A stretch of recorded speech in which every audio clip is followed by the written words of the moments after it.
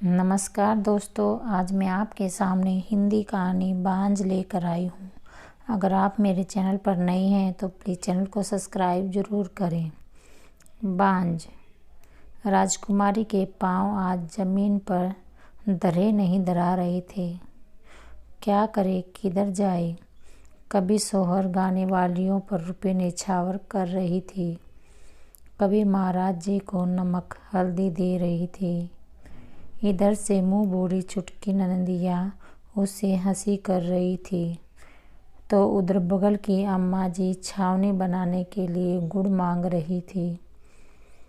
और बीच बीच में राजकुमारी की नज़रें उन पर भी टिक जाती।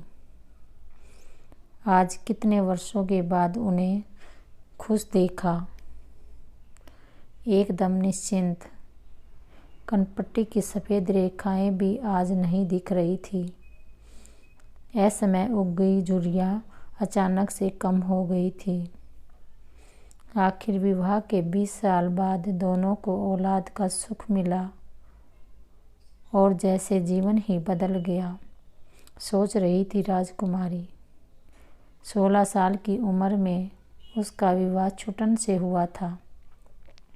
छोटा परिवार था छुटन का, 2 भाइयों वाला। बड़े भाई की शादी हो चुकी थी, उसके 3 बेटे थे। छुटन का विवाह भी धूमधाम से हुआ। राजकुमारी घर में आई। शुरू के साल तो भाप की तरह उड़ गए, पर जैसे जैसे दिन बीतने लगे, बातें होने लगी। पहले दबी जुबान से, फिर एकदम सामने से। निर्बंस बांझिन को खाने वाली जैसे तानों से शुरुआत होती, मारपीट पर ख़त्म होती। गालियाँ तो एकदम आम थी।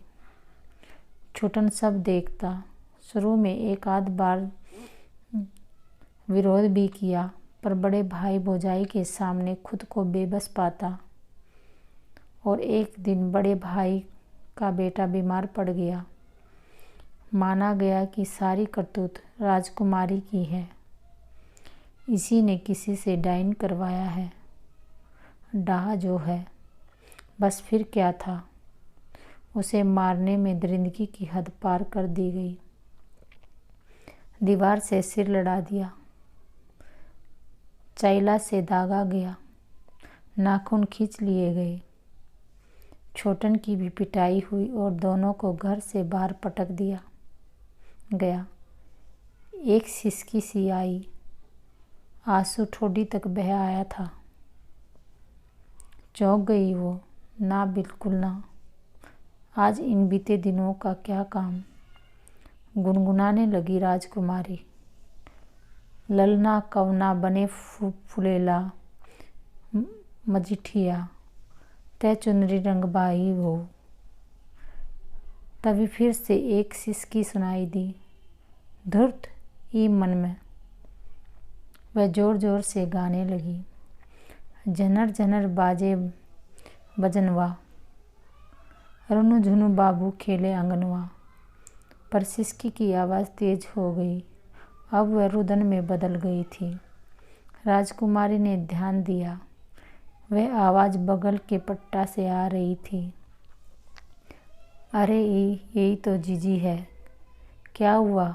कहीं राजकुमारी भागी बाहर की ओर। उधर जिधर छुटन के भाई भौजाई रहते थे। 2 साल हुआ बड़े भाई गुजर गए। दोनों छोटे बेटों को शहर की हवा लग गई थी। बड़ा बेटा पढ़ नहीं पाया तो अपनी पत्नी के साथ यहीं रहता था। कुछ दिनों बाद बेटा बहू और उनमें खटपट चल रही थी। आज उनको मार पीट कर घर से बाहर निकाल दिया पड़ी थी और रास्ते पर धूल धूसरित। राजकुमारी ने यह दृश्य देखा तो वह कांप उठी। रौब देखा था, क्रूरता देखी थी इसी चेहरे की, और आज इतनी बेबसी, इतनी निर्हिता। उसने भागकर जेठानी को संभाला, उनके आंसू पोंछने लगी, उन्हें चुप कराने लगी। तभी उसने देखा कि जीजी की रुलाई हंसी में बदलने लगी है, हंसी ठहाकों में बदल गई है। ठहाके बढ़ते गए, उनका स्वर ऊंचा होता गया और अचानक उन्होंने राजकुमारी का हाथ झटक दिया, उसे धकेल दिया गया। उठकर खड़ी हो गई, आसमान की ओर देखा और चल पड़ी। लोग कहते हैं कि वो पागल हो गई है, गांव में भटकती रहती है, रजकुमरिया बड़बड़ाती रहती है। उनकी देखभाल राजकुमारी ही करती है, पर जीजी की आंखें उसे पहचानती तक नहीं। हाँ, राजकुमारी के बच्चे से इस तरह उछल कर मिलती है, कलेजे से लगाती है कि जैसे कि वह उनकी ही कोख जया हो, उसकी अपनी संतान। धन्यवाद दोस्तों। अगर कहानी अच्छी लगी तो लाइक करें, शेयर करें, चैनल को सब्सक्राइब जरूर करें, कमेंट्स भी करें।